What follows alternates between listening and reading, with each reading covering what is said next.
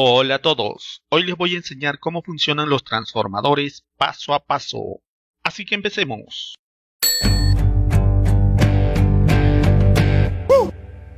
Primero, ¿para qué sirven los transformadores? Los transformadores sirven para modificar la tensión, para aumentarla o para reducirla. Ahora, los transformadores no aparecieron de la nada, tuvieron que pasar una serie de descubrimientos, como que Ørsted descubre que cuando una corriente circula por un conductor, se genera un campo magnético alrededor del cable. Es por eso que los cables eléctricos nunca deben ir junto con los cables de red, porque este campo magnético causa una interferencia electromagnética sobre el cable de red, interfiriendo con la transmisión de datos, lo que obviamente va a afectar a tu línea de internet. Y si quieres saber qué tipo de cable de red usar para sacarle el máximo provecho a tu conexión de internet, debes mirar este video, sí, este de aquí. Volviendo con el campo magnético, más adelante se descubre que si con este conductor formamos un solenoide o bobina, estos pequeños campos magnéticos, que son estos mismos de aquí, se unen formando un campo magnético mayor, con un norte y un sur bien definidos. Entonces quedaría algo así. Tenemos un conductor que forma una bobina que es alimentada por una fuente de corriente directa. Eso quiere decir que este polo siempre será positivo y este polo siempre será negativo. Entonces esta corriente genera un campo magnético estático. Eso quiere decir que el norte y el sur nunca van a variar, igual que un imán natural, solo que como este campo es generado por una corriente eléctrica, lo llamamos electroimán. ¿Ves? Sencillo. Ahora mi tío Faraday se da cuenta que cuando la espira de un circuito está dentro de un campo magnético, no pasa nada. La bombilla está apagada. Pero si esta espira se mueve por el campo magnético, se genera un voltaje inducido. O sea que este flujo magnético induce un voltaje sobre el circuito, que a su vez genera una corriente inducida, que enciende la bombilla. Pero esto solo sucede cuando la espira está en movimiento. Cuando la espira se detiene, desaparece el voltaje inducido, desaparece la corriente y la bombilla se apaga. Por el contrario, si movemos más rápido la espira, obtenemos más electricidad, por lo tanto la bombilla brillará más. Pero lo más importante aquí es que este nuevo voltaje ya no es igual al voltaje original. Y no solo eso, sino que si aumentamos el número de espiras, podemos obtener un mayor voltaje. O sea que ahora este nuevo voltaje depende del número de espiras que tenga el circuito. Y ya está. Ahora podemos modificar el voltaje de acuerdo a nuestras necesidades. Entonces lo que sabemos hasta ahora es que podemos generar electricidad al mover la espira, pero mover la espira es ineficiente porque conlleva un gasto de energía. Entonces, ¿no sería mejor, en vez de mover la espira, mover el campo magnético? Pero ¿cómo podemos mover el campo magnético?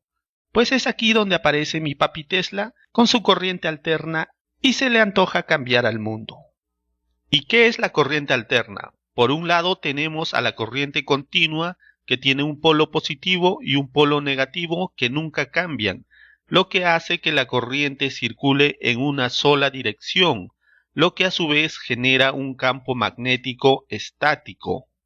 Y por otro lado tenemos a la corriente alterna, donde su polaridad no es estática como en la corriente continua, sino que va cambiando constantemente. Cada polo se va alternando de positivo a negativo, y cada vez que cambia esta polaridad, también cambia la dirección de la corriente. Y si cambia la dirección de la corriente, cambia la orientación de los polos magnéticos, creándose así un campo magnético dinámico. Entonces, para generar electricidad tenemos dos opciones. Con corriente continua tenemos que mover la espira, lo que conlleva un gasto de energía, y con la corriente alterna movemos el campo magnético sin gasto alguno, Por eso esto es eficiente. Pero, ¿cómo generamos este cambio de polaridad en la corriente alterna? Pues se genera con un generador de corriente alterna. Aquí tenemos el generador, aquí tenemos la gráfica del voltaje, que tiene la forma de una onda senoidal, producto de la rotación del rotor. Ahora, si quieres entender esto, si quieres saber cómo funciona la corriente alterna, cómo se genera, debes mirar este video, este de aquí, sí, este. Entonces ahora ya tenemos nuestro campo magnético dinámico y también tenemos nuestra espira. Esto sería la bobina primaria, que está conectada a la fuente de alimentación, y esto sería la bobina secundaria. Pero ahora este flujo magnético está en el aire, y de esta forma solo se aprovecha una parte de él. Como pueden ver aquí, solo unas cuantas líneas magnéticas interactúan con la espira. Entonces se pensó en capturar este flujo magnético. ¿Pero cómo? Pues sabemos que los flujos magnéticos fluyen mejor por materiales ferromagnéticos, como el hierro, por ejemplo. Entonces le hacemos un camino de hierro-silicio por donde viaje este flujo magnético, quedando así atrapado en este núcleo ferromagnético, que está formado por varias capas de láminas superpuestas, como pueden ver en esta imagen. Y cada una de las capas tiene dos láminas, una que es en forma de E y la otra que es en forma de una I. Y hay diferentes tipos de láminas, por ejemplo, en algunas sus granos están orientados en cualquier dirección y en otras están orientadas en una sola dirección, aumentando la permeabilidad del flujo magnético, por ende mejorando la conducción del flujo. Por ejemplo, aquí podemos ver un pequeño transformador, empezando desde las láminas, la apilación de láminas, y ahora en la barra central se ha realizado el bobinado primario y el bobinado secundario. Entonces, todo el flujo magnético que pase por la bobina primaria tendrá necesariamente que pasar por la bobina secundaria, evitando así las pérdidas de flujo. Y aún así, siempre ocurren pequeñas pérdidas de flujo magnético, por ejemplo en las uniones, como aquí. Por más junto que estén, siempre habrá una separación de aire por donde el flujo va a escapar, porque no es una estructura única. También en las esquinas, porque las líneas del campo magnético no doblan en L, sino tienen un comportamiento circular. Y es aquí donde aparecen los transformadores toroidales, que tienen una forma circular y son más eficientes que un transformador convencional que tiene una forma cuadrada o rectangular. Ahora, si quieres saber cómo funciona un transformador toroidal, tienes que mirar este video, este de aquí. Entonces aquí tenemos un transformador convencional. Aquí tenemos la bobina primaria que está conectado a una fuente de alimentación y aquí la bobina secundaria que está conectada a un aparato. Y esta fuente o generador nos da una potencia eléctrica que nuestros aparatos necesitan consumir para funcionar. Ahora, esta potencia que ingresa al transformador es la misma potencia que sale, ya que un transformador no genera más electricidad, no genera más potencia, solo la transforma. ¿Y cómo? Sabemos que la potencia que ingresa es igual a la potencia que sale, y también sabemos que la potencia es igual al voltaje por la corriente. Entonces, si nuestra bobina primaria tiene 8 voltios y 4 espiras, si en la bobina secundaria duplicamos el número de espiras, también se va a duplicar el voltaje. O sea, que si aquí es 8 voltios, aquí será 16 voltios.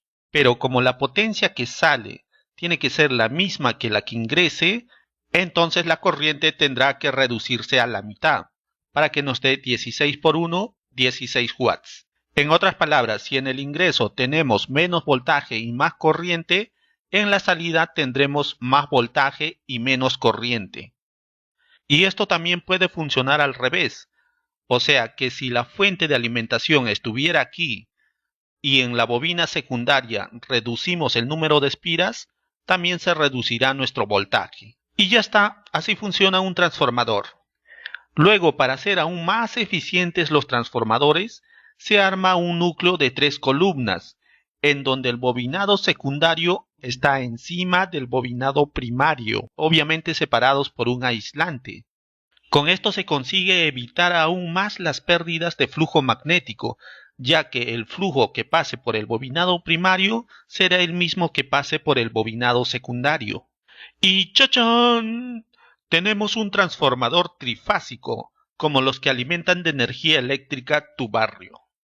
Pero ahora que tenemos estas 3 bobinas primarias y 3 bobinas secundarias, estas se pueden conectar de diferentes maneras, de acuerdo a una necesidad específica. Por ejemplo, entre las conexiones más comunes tenemos la conexión triángulo-triángulo, triángulo-estrella, estrella-triángulo y estrella-zigzag. Una de estas combinaciones es la responsable de alimentar de energía tu casa, pues de aquí salen todas las instalaciones, ya sean trifásicas o monofásicas, da igual, todas salen de aquí. Y si quieres saber cómo, tienes que mirar este video, sí, este de aquí, no te lo pierdas. O por lo menos suscríbete aquí, es gratis. Es todo, nos fuimos. Si te gustó, dale like, comenta, comparte o apóyame en Patreon. Chau, chau.